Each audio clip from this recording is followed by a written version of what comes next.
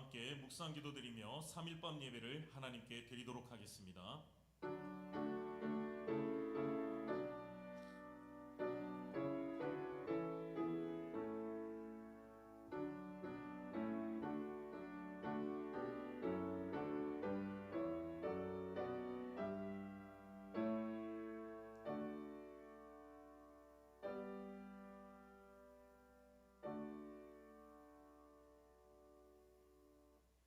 누구든지 말씀을 듣고 행하지 아니하면 그는 거울로 자기 생긴 얼굴을 보는 사람과 같아서 제 자신을 보고 나서 그 모습이 어떠했는지를 곧 잊어버리거니와 자유롭게 하는 온전한 율법을 들여다보고 있는 자는 듣고 잊어버리는 자가 아니요 실천하는 자니 이 사람은 그 행하는 일에 복을 받으리라.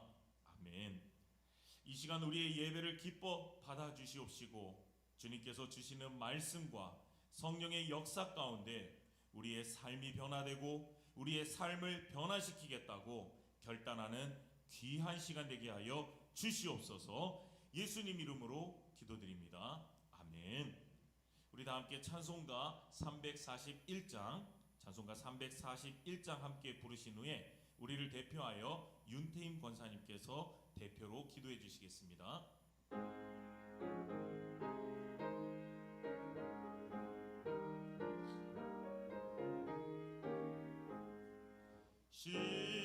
십자가를 내가 지고 주를 따라갑니다. 이제부터 예수로만 나의 봄에 삼겠네. 세상에서 부귀 영화 모두 잃어버려도 주의 평안 내가 받고 영생 복을 받겠네. 주도 본요 당했으니 나도 본요 당하리. 세상 사람 간사하나 예수 진실합니다. 예수 나를 사랑하사 빛난 얼굴 보이면 원수들이 미워해도 염려할 것 없겠네. 내가 핍박 당할 때에 주의 품에 안기고 세상 고초 당할수록 많은 위로 받겠네. 주가 주신 기쁨 외에 기뻐할 것 무엇냐.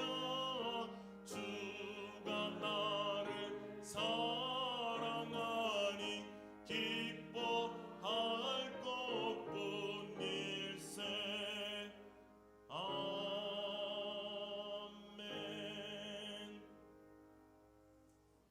사랑과 은혜가 풍성하신 주님, 10월의 마지막 주 수요일 이 귀한 예배 자리로 저희를 불러주신 하나님 앞에 찬양과 감사로 은혜주심을 감사드립니다. 무더웠던 긴 여름이 지나고 단풍이 붉게 물들은 아름다운 계절을 주심을 감사합니다. 주님, 이 시간에 마음을 온전히 주님께 드립니다. 오늘 수요 예배 자리가 단순한 모임이 아니라 살아계신 하나님을 만나는 거룩한 예배 시간이 되게 하여 주시옵소서. 주님, 저희들이 이 세상에서 주님의 빛과 소금으로 살아가게 하옵소서.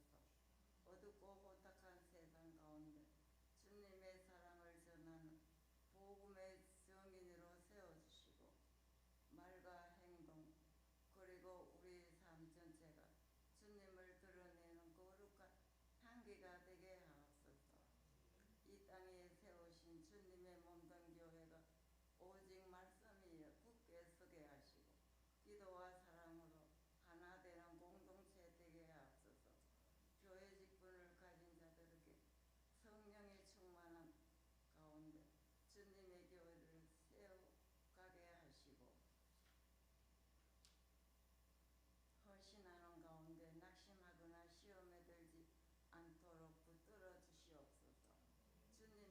주신 사명 앞에서 늘 무릎 꿇는 기도의 성도들이 되게 하시며 말씀 안에서 뿌리 내릴 충성된 일꾼들이 되게 하옵소서.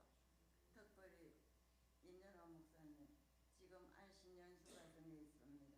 영역간의 건강을 지켜주시고 무사히 다녀오게 하여 주시옵소서. 오늘 말씀을 전하신 성기훈 목사님 인직을 진심으로 축하드리며 주의 종으로 부족함이 없도록 선한 목자 되시기 원합니다. 말씀을 듣는 우리들은 성령 충만케 하시고 죄에서 돌이켜 주님께서 돌아오게 하시고 병든 영혼이 치유되고 상한 마음이 회복되어 믿음이 새로워지는 은혜의 시간 되게 하옵소서. 주님 이 시간 예배의 시중을 주께서 친히 주관하여 주시고 우리의 찬양과 기도 그리고 말씀을 통하여 영광받게 하시옵고 모든 영광 예수 그리스도의 이름으로 기도드립니다. 아멘.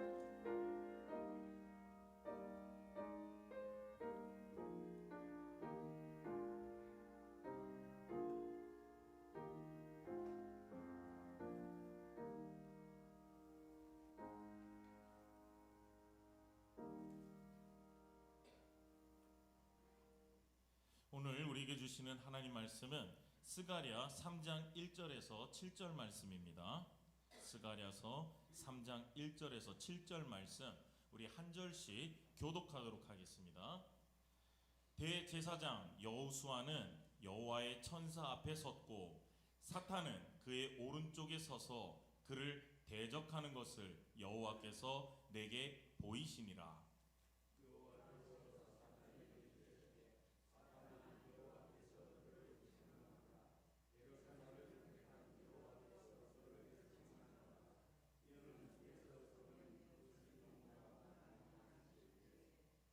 여호수아가 더러운 옷을 입고 천사 앞에 서 있는지라.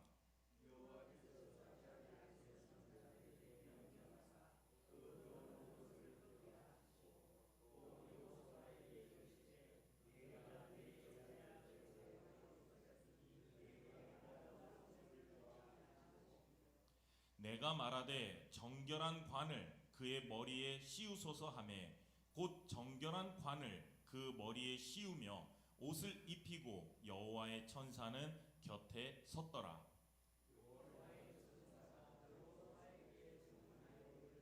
함께 읽겠습니다. 만군의 여호와의 말씀에 내가 만일 내 도를 행하며 내 규례를 지키면 내가 내 집을 다스릴 것이요 내 뜰을 지킬 것이며 내가 또 너로 여기 섰는 자들 가운데에 왕래하게 하리라.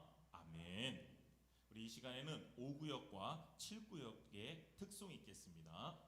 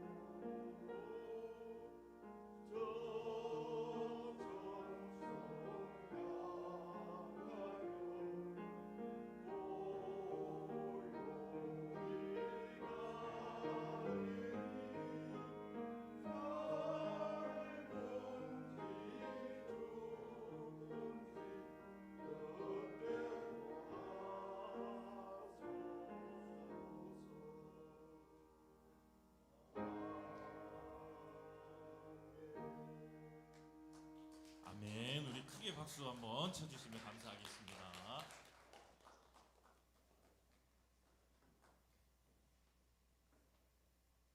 감사합니다. 오늘 날씨가 갑자기 많이 추워졌는데도 많이 나와주시고, 네. 자, 우리 교회는 박관 장로님, 또 김영상 장로님, 그리고 최병수 집사님, 그리고 저 김동수 집사님 공통점이 있습니다. 뭘까요? 모자를 좀 즐겨 쓰시는 분들입니다. 그렇죠? 네, 모자를 멋지게 즐겨 쓰시는 몇몇 분들이 우리 교회에 계시죠. 우리가 보통 모자를 패션 아이템으로 많이 생각하고 그러는데 이 모자에는 또 신분을 나타내는 그런 중요한 역할도 있습니다. 자, 졸업식을 생각해 보면 우리가 학사모 그러면 학생이 졸업생이 되었다라는 그의 신분의 변화를 알려줍니다. 그리고 또 군인이 쓰는 베레모는 어떻습니까? 나라를 지키는 사명이 있는 사람이다라는 것을 보여주죠. 또 경찰의 모자 그러면 법 집행의 권위를 가진 사람이다라는 것을 보여줍니다. 그러면 예전에 조선시대 때 우리나라를 방문했었던 서양인들은 우리 조선을 뭐라고 불렀었냐면 모자의 왕국이다라고 불렀다고 합니다. 자, 우리 한번 사진 한번 보겠습니다. 네, 자, 사진 보이시죠? 저도 준비하면서 깜짝 놀랐습니다. 모자가 이렇게 많은가 그러면서 위에 보면 뭐 이름도 뭐 다 알지도 못하는데 사모, 흑립, 백립, 삭각 그러면서 자, 다음 사진도 한번 보여주실까요? 네, 이렇게 사진이 많습니다. 근데 한번 보신 것도 있죠. 뭐 패랭이, 방건, 복건, 족두리, 화관 이러면서 이 정도로 우리나라 때 조선시대 때는 이렇게 다양한 모자들이 많이 있었다. 그래서 사람의 신분에 따라서 그리고 또 직책에 따라서 또 상황에 따라서 수십 가지의 모자가 있었는데 서양 사람들이 이거를 보고 정말 깜짝 놀랐다고 그러는 거죠. 근데 이게 조선 시대 때만 그런 게 아니라 오늘날에도 또 마찬가지입니다. 자, 다음 사진 한번 보겠습니다. 마지막 사진인데요. 프로야구 선수가 구단하고 계약을 맺으면 가장 먼저 유니폼을 받고 모자를 씁니다.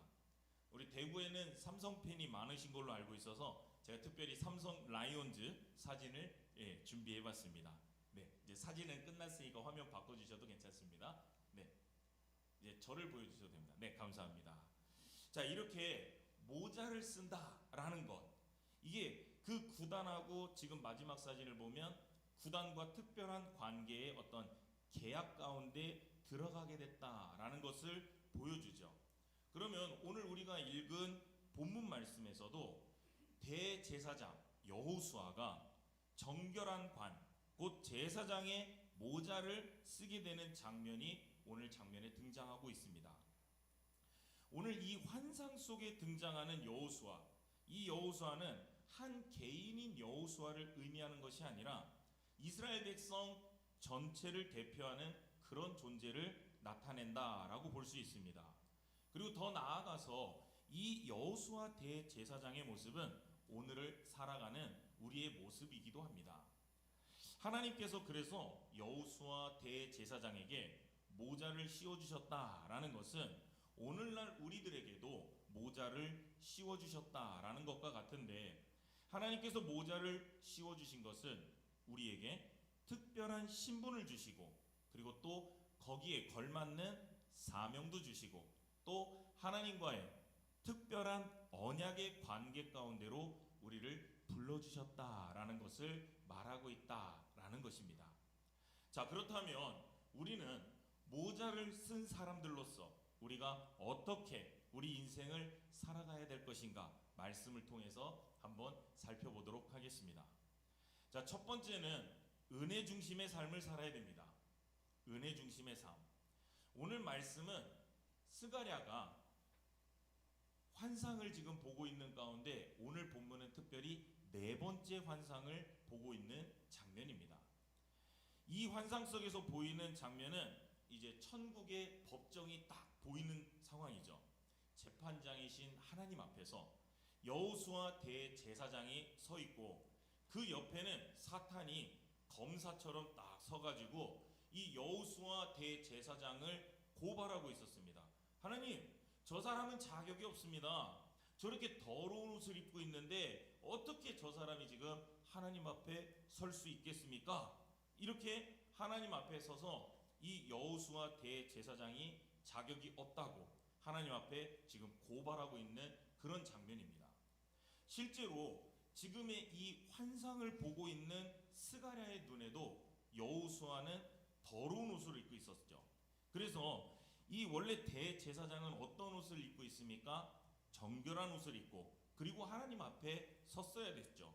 그런데 여호수아가 입고 있는 옷에는 죄와 허물로 얼룩진 그런 옷을 입고 있었다라는 것입니다. 여러분, 이게 오늘날 우리들의 모습을 지금 형상화하고 있는 겁니다. 겉으로 볼 때는 어떻습니까? 멀쩡해 보이죠. 저도 보면 멀쩡해 보입니다. 근데 하나님 앞에 섰을 땐 죄로 더럽혀진 옷을 입고 있는 사람들이 바로 우리들의 모습이다라는 거죠.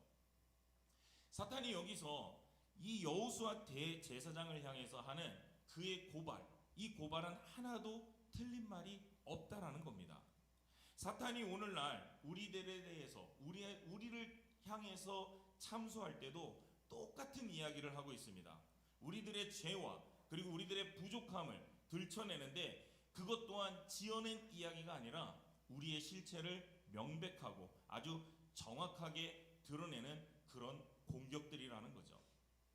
자, 오늘날 우리들의 삶을 실제로 바라보면 어떻습니까? 우리는 불리우기는 성도라고 불리웁니다. 성도가 뭡니까? 거룩한 길을 걸어가는 거룩한 도반이라는 뜻인데 우리의 삶을 정말 냉정하게 살펴보면 좀 그렇지 않지 않나라는 것입니다. 우리의 삶이 하나님 앞에 완벽하다고 말할 수 없다라는 것. 죄와 흠이 참 많은 모습이다. 그러면 지금 대제사장 여호수아한테 사탄이 참소하는 거랑 똑같이 우리들 또한 그런 공격들을 듣고도 우리도 반박할 수 있겠는가라는 것이죠. 네가 그러고도 목사냐? 네가 그러고도 집사냐? 이렇게 참소를 하면 우리도 할 말이 없다라는 겁니다. 그런데 오늘 말씀을 들어보면 거기에서 놀라운 반전이 일어나죠. 하나님이 사탄을 향해서 이렇게 말씀하십니다. 사탄아, 내가 너를 책망하노라. 이들은 불에서 꺼낸 그슬린 나무다. 내가 이들을 사랑하고 구원하기로 결정했다. 불에 타서 그슬려 버렸지만 이 볼품없는 이들을 내가 사용하겠다. 하나님께서 지금 이렇게 말씀하고 계시는 겁니다. 그러면서 천사들한테 뭐라고 명령하십니까? 이 여호수아의 더러운 옷을 벗겨라. 그리고 그에게 아름다운 옷을 입혀라. 내가 그의 죄를 사하겠다라고 하나님이 말씀하시는 거죠. 하나님께서는 이 더러운 옷을 입고 있어서 하나님 앞에 이 사탄 앞에서 지금 이 말하는 것을 하나도 반박할 수가 없었던 이 여호수아 대제사장의 더러운 옷을 벗겨버리시고 아름다운 옷을 입히면서 내가 너의 죄를 사했다.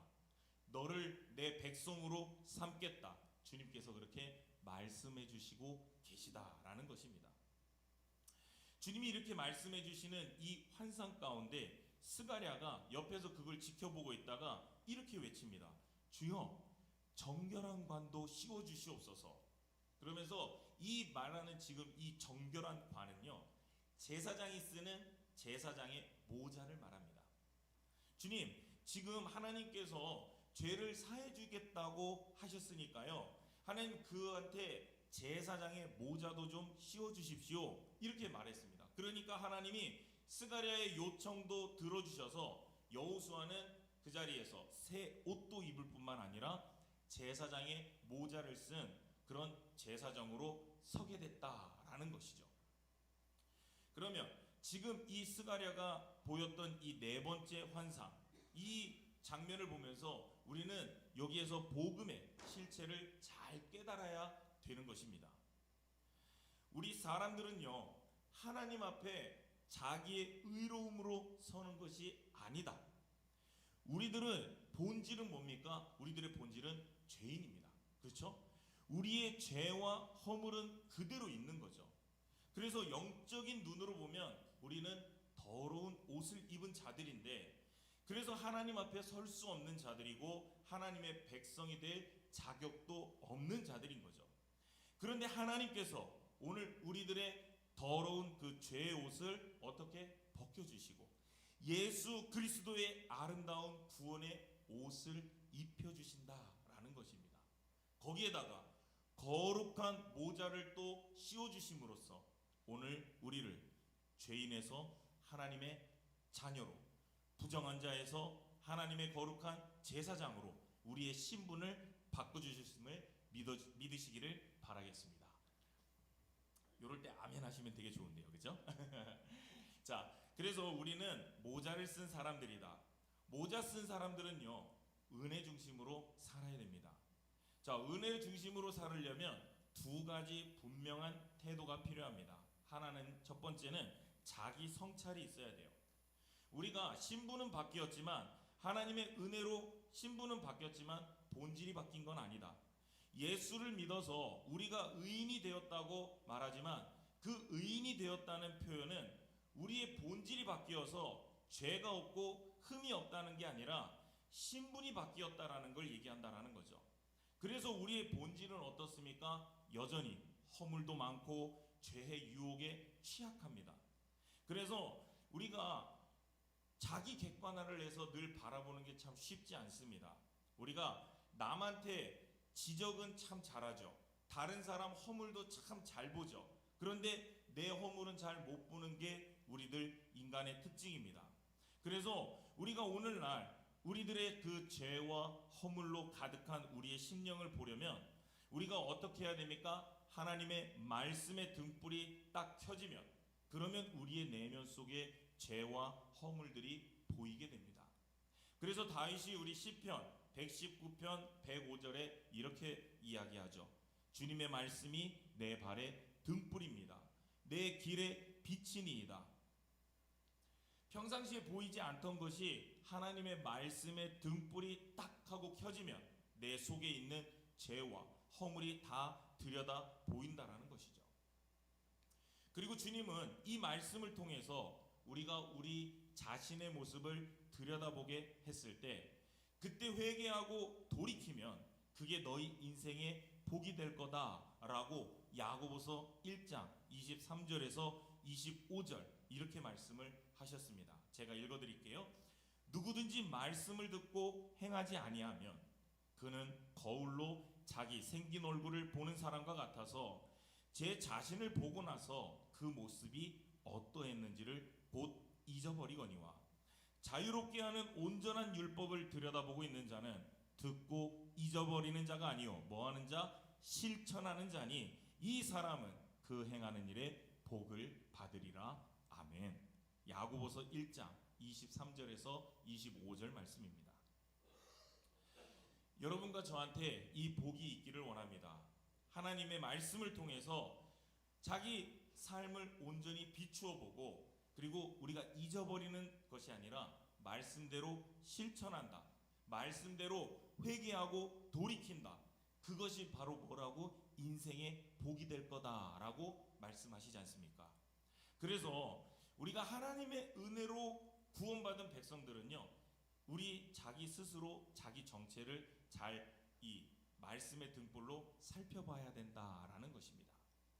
두 번째로는 복음을 깊이 새겨야 될 필요가 있다라는 것입니다. 하나님께서는 우리의 허물을 아시면서도, 야, 내가 너의 허물이 많은 건 알지만 내가 너를 사랑해, 이렇게 말씀하고 계시다라는 거죠.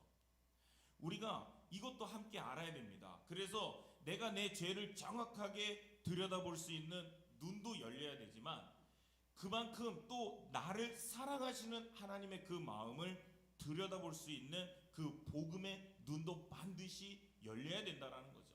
그렇지 않으면 늘 죄책감에만 시달리게 되는 겁니다.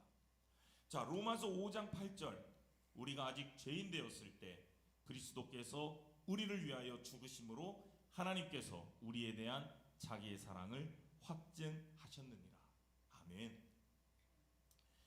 하나님은요, 우리가 정말로 진리 가운데 살고 있을 때 우리를 위해서 죽어주신 것이 아니라, 그러니까 우리가 진리 가운데 잘 살고 있을 때 우리를 위해서 죽어주신 것이 아니라 우리가 아직도 죄인으로 살아갈 때 그때도 우리를 사랑하셔서, 우리는 부모인데도 불구하고 자식이 어떻습니까? 자식이 솔직히 예쁘고 말 잘 들을 때, 이럴 때가 더 사랑스럽지 않습니까? 그리고 미운 짓하고 꼴보기 싫을 때는 그렇게 사랑하기가 쉽지는 않습니다. 그런데 하나님께서는 우리를 어떻게 하셨답니까? 우리가 아직 죄인으로 살아갈 때, 우리가 아직 죄인 되었을 때도 그리스도께서는 우리를 위해서 죽으심으로 하나님께서 우리에 대한 자기의 사랑을 확증하셨다는 거예요. 얼마나 큰 사랑이고 얼마나 감사한 사랑입니까? 자, 우리는 항상 어떻게 합니까? 반복해서 실패하고 또 실패하고 너무 자주 넘어지니까 그런 모습들을 보면 내 스스로 너무 한심할 정도로 막 속상할 때가 너무나 많습니다. 또 어떨 때는 남이 요만큼만 좀 잘못하는 모습, 또 어떤 그런 나쁜 모습을 보면, 발견하면, 아유, 저런 사람하고는 상대도 하지 말아야지 라고 이런 생각을 굉장히 빠르게 합니다. 물론 다른 사람의 문제뿐만 아니라 또 자기 스스로의 양심이 굉장히 민감한 사람들은요, 자기 스스로에 대해서도 그런 생각을 할 때가 굉장히 많고요. 저 역시도 그런 게 굉장히 심한 사람이었습니다. 그래서 제가 저를 봐도 정말 정 떨어지는 그런 모습들이 굉장히 많았었고요. 하나님은 그런데도 그런 나를 볼 때, 그런 우리를 볼 때 품어서 안아주시고, 이게 바로 하나님의 은혜다라는 것을 지금 계속해서 말씀해 주시는 겁니다.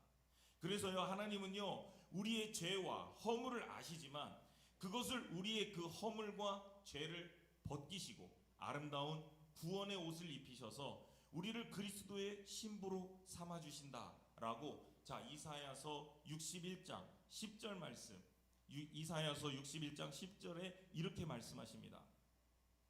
내가 여호와로 말미암아 크게 기뻐하며 내 영혼이 나의 하나님으로 말미암아 즐거워하리니 이는 그가 구원의 옷을 내게 입히시며 공의의 겉옷을 내게 더하시니 신랑이 사모를 쓰며 신부가 자기 보석으로 단장함 같게 하셨느니라. 아멘. 하나님이 우리의 더러운 옷을 벗기시고 구원의 옷을, 그리고 의의 옷을 입혀주셨다고. 그래서 우리들의 한심한 모습을 바라보더라도, 나의 죄악된 모습을 바라보더라도 우리가 그것 때문에 좌절하거나 낙심할 필요가 없다라고 말씀해 주신다는 거죠. 당연히 그런 모습을 보면 어떻게 됩니까? 한심하죠. 그런데도 이런 나를 우리 주님께서 사랑하신다, 우리가 그거를 굳게 믿어야 우리가 낙심하고 좌절하지 않고 일어설 수 있다라는 겁니다. 이 은혜가 깊이 깨달아지면 하나님을 향한 우리 마음속에 진심이 발동되는 거죠. 나의 이런 연약한 모습에도 하나님이 사랑해 주시는구나. 그때 주님 앞에 우리의 마음속에서 우러나는 진심으로 예배를 드리게 되고, 예배를 드려도 정말 감사하게 되고, 그때 마음속에서 우러나오는 감사가 정말로 하나님이 기뻐하시는 감사가 되고, 그런 기쁨으로 신앙생활할 때, 그럴 때 내 옆에 있는 분들과 모두에게 은혜를 끼치는 그러한 모습으로 우리가 살아갈 수 있게 되는 거죠. 그럴 때 우리는 어떤 은혜를 붙잡는 그런 모자 쓴 사람으로 살아갈 수 있다라는 말씀인 것입니다. 두 번째로는요, 주님의 도를 행하고 규례를 지켜라 라고 이렇게 말씀하십니다. 아까 첫 번째는 은혜로 살아라, 그리고 두 번째는 주님의 도를 행하고 규례를 지켜라, 이렇게 이야기하십니다. 자, 모자는 아까 말한 대로 신분을 나타낼 뿐만 아니라 역할도 나타낸다고 그랬습니다. 신분에는 거기에 합당한 사명이 따르게 되어 있습니다. 모자를 쓰면요, 신분뿐만 아니라 역할과 사명이 부여되죠.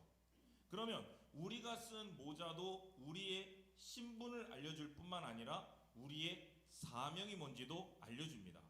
그러면 우리가 은혜를 입은 사람이니까 반드시 사명으로 부르심을 받게 되는데, 하나님은 여호수아한테는 이렇게 말씀하셨습니다. 오늘 스가랴 3장 7절 말씀, 마지막 절 말씀 우리 같이 큰 소리로 한번 읽어주시면 감사하겠습니다.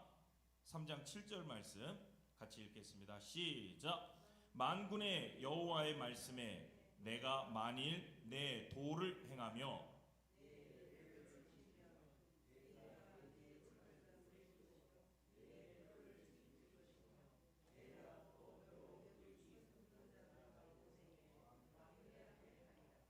아멘. 자, 하나님이 여호수아를 대제사장으로 삼아 주셨습니다. 그러면서 자, 내가 너를 제사장으로 삼았으니까 너는 뭐 해라? 내 도를 행하고 그리고 내 규례를 지켜라. 이 두 가지를 말씀하셨어요. 하나는 주님의 도를 행하라. 그리고 두 번째가 규례를 지켜라. 자, 주님의 도를 행하라. 이건 뭡니까? 하나님이 걸어가신 길을 걸어가라. 주님의 길을 걸어가라. 주님이 걸어간 그 길이 뭡니까? 예수님 십자가의 길이죠. 죄인을 용납하고 그리고 그들을 구원하기 위해서 예수님이 고난받고 십자가에 죽으심으로써 우리를 구원해 주셨어요. 그래서 예수님이 뭐라고 말씀하셨습니까? 누구든지 나를 따라오려거든 자기를 부인하고 자기 십자가를 지고 나를 따라야 할지니라. 자, 이게 뭡니까? 복음에 합당하게 살아가라는 말이죠. 그래서 구원받은 사람은 나는 이제 구원받았으니까 끝났어. 이게 아니라 나의 악한 생각, 나의 이기적인 마음, 죄악된 생각 이런 걸 다 깨트리고 내 삶에 예수님이 주인 되시는 그 길을 따라가는 것을 살아가야 된다라는 말씀이죠. 두 번째로 규례를 지켜라 이렇게 얘기하세요. 도를 행하라, 규례를 지켜라. 비슷한 것 같지만 규례를 지키라는 말은요, 임무, 명령, 사명을 감당하라. 그래서 성경에서는 하나님의 모든 백성들을 제사장이라고 우리 출애굽기 19장에서도 그렇게 말하고 또 베드로후서 2장에서도 너희는 왕 같은 제사장이다. 그리고 너는 나에 대해서 제사장 나라가 되라. 이렇게 말씀하고 있습니다. 그러면 제사장인데 제사장이 나만 구원받고 나만 정결하게 살면 돼 라고 하는 게 제사장이겠습니까? 아니죠. 제사장이 됐으면 영혼들을 다른 영혼들을 하나님 앞으로 인도하는 것 이게 제사장 된 삶이고 그게 제사장의 사명이라는 거죠. 그러면 근데 이렇게 사명이 분명한데도 어떤 분들하고 얘기를 해보면 이렇게 말합니다. 목사님 저는 사명을 감당하라고 그러는데 하나님이 저한테 어떤 사명을 주셨는지 저는 잘 모르겠어요. 이 사람들이 자기한테만 어떤 특별한 사명을 주는 줄 알고 그렇게들 말씀을 하시는데요. 예수님이요, 예수를 믿는 모든 백성들한테 이렇게 말씀하셨습니다. 너희는 아버지와 아들과 성령의 이름으로 세례를 베풀고 내가 너희에게 분부한 모든 것을 가르쳐 지키게 해라. 이게 우리 모두의 사명이죠. 그런데 이 말을 뭐라고 이제 좀 어려운 말로 표현하면 우리는 항상 오이코스를 가져야 된다라고 그럽니다. 오이코스. 우리 한번 또 졸리실 수도 있으니까 따라해 볼까요? 오이코스. 네. 주무시나 봅니다. 오이코스 그러는데 자, 오이코스가 무슨 뜻이냐면 신약 성경에 되게 많이 나오는 헬라어인데요. 집이라는 뜻도 되고요. 그 집에 사는 가족, 패밀리라는 뜻도 됩니다. 그런데 이 성경에서는 한 집안에 거하는 친척, 고용인, 방문객까지도 포함하는 이런 포괄적인 의미로 많이 사용이 됩니다. 그래서 확대된 집안이다 또는 확대된 가족이다 라고 해석을 많이 합니다. 자, 사도행전 16장에 보면 바울과 실라가 어떻게 했었습니까? 정치는 귀신 들린 여종이 있었죠. 그래서 거기서 기도를 해줬었습니다. 그러니까 여종의 주인들이 자기의 수익의 소망이 끊어진 걸 보고 어떻게 합니까? 바울과 실라를 매로 치죠. 엄청 많이 친 다음에 옥에다가 가둡니다. 그렇게 바울과 실라가 두들겨 맞고 그리고 깊은 감옥에 갇혔는데 그날 밤에 뭐 하죠? 그 둘이서 하나님을 찬송합니다. 감옥 안에서. 그랬더니 그때 무슨 일이 벌어졌습니까? 감옥 문이 열리고, 그래서 간수가 놀래가지고 어떻게 합니까? 아이고 나는 죽었구나 그러면서 자결하려고 그랬었죠. 그렇죠? 그랬더니 바울이 도망가지 않고 간수한테 우리가 다 여기 있노라 그러면서, 간수가 그러면서 엎드리고서 이들을 데리고 나가가지고 이르되 선생들이여 내가 어떻게 하여야 구원을 받겠습니까? 그랬더니 뭐라고 말합니까? 주 예수를 믿으라. 그리하면 너와 내 집이 구원을 받으리라. 이렇게 말했죠. 이때 그 사람과 그 집에 있는 모든 사람에게 전하더라 라고 할 때, 이때 나오는 단어가 그 사람과 그 집에 있는 모든 사람, 이 단어가 오이코스입니다. 그러면 오이코스라는 건 한 사람 개인한테 발생한 중대하고 특별한 시간에 대해서 즉시 연락하여서 기쁨이나 슬픔을 함께 나눌 수 있는 인간 사회의 가장 기초적인 공동체다라고 이렇게 사전적으로 말하고 있고요. 더 공감 가는, 우리가 더 알아듣기 좀 편안한 말로는 친구다, 이웃이다, 직장이다, 동료다, 모임의 회원이다, 이러한 것들이 다 오이코스라는 뜻인 것입니다.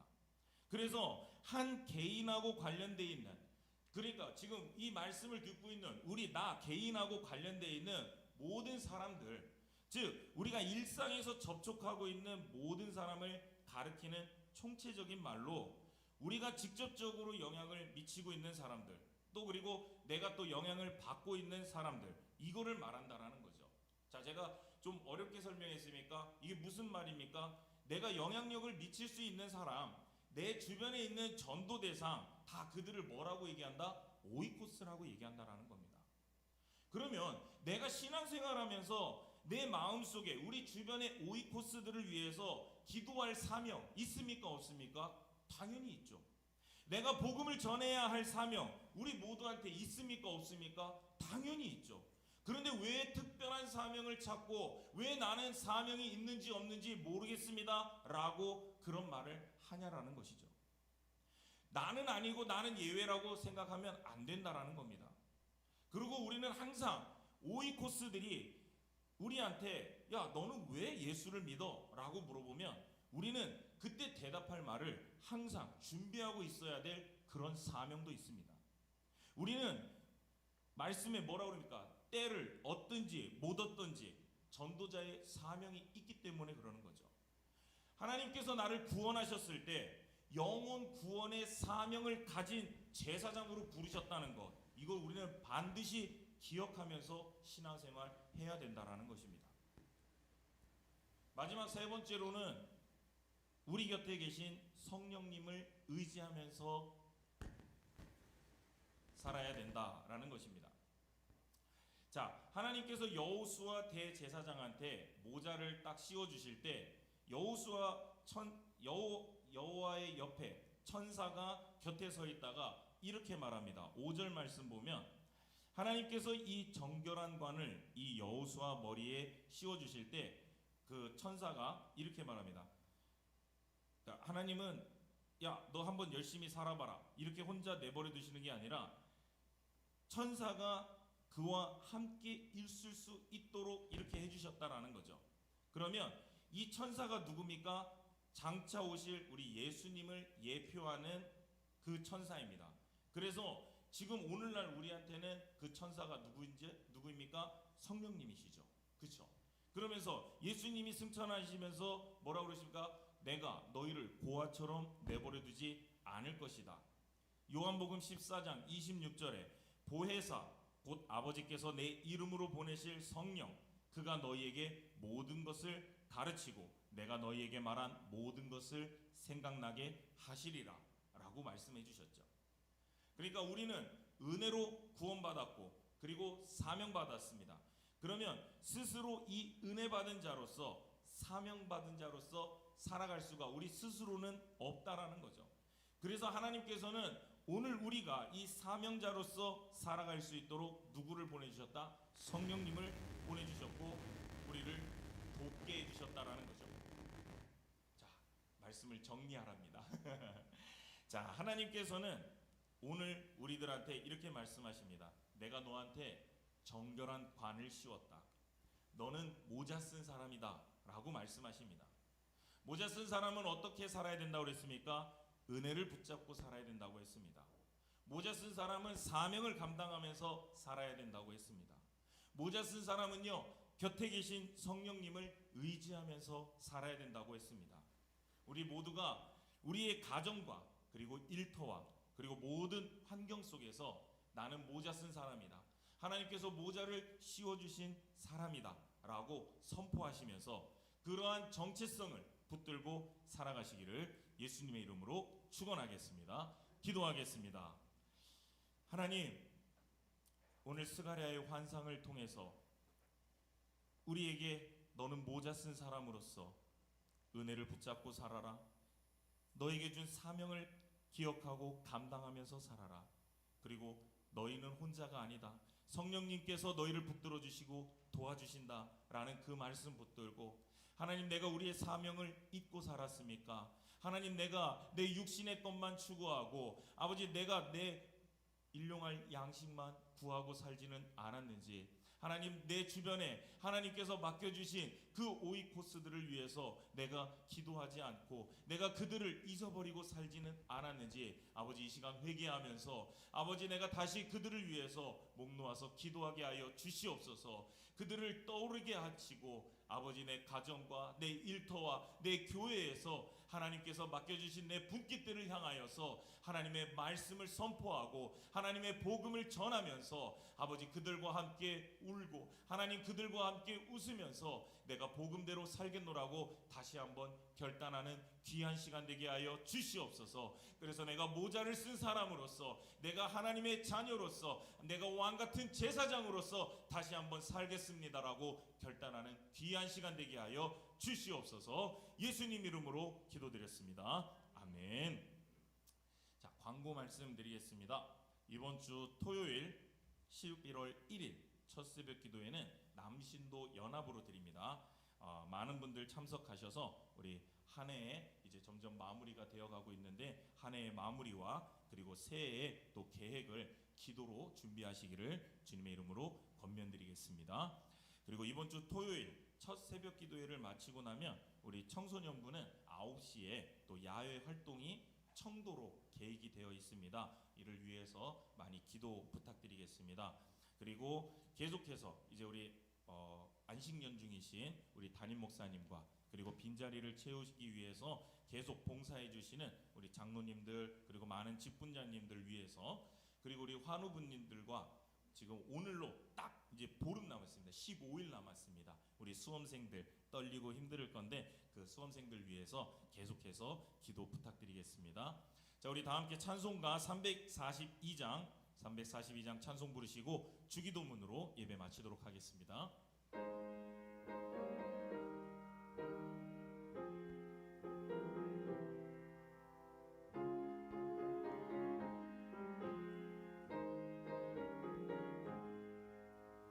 너 시험을 당해 죄 짓지 말고 너 용기를 다해 곧 물리치라.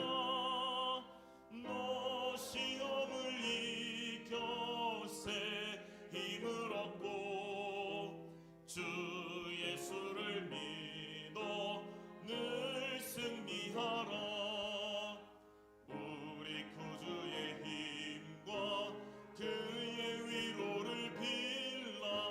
주님 내 편에 서서 항상 도우시리.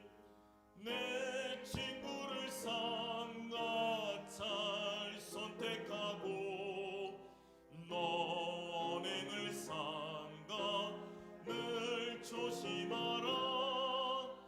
너 열심을 다해 늘 충성하고 온 정성을 다해 주 봉사하라. 우리 구주의 힘과 그의 위로를 빌라.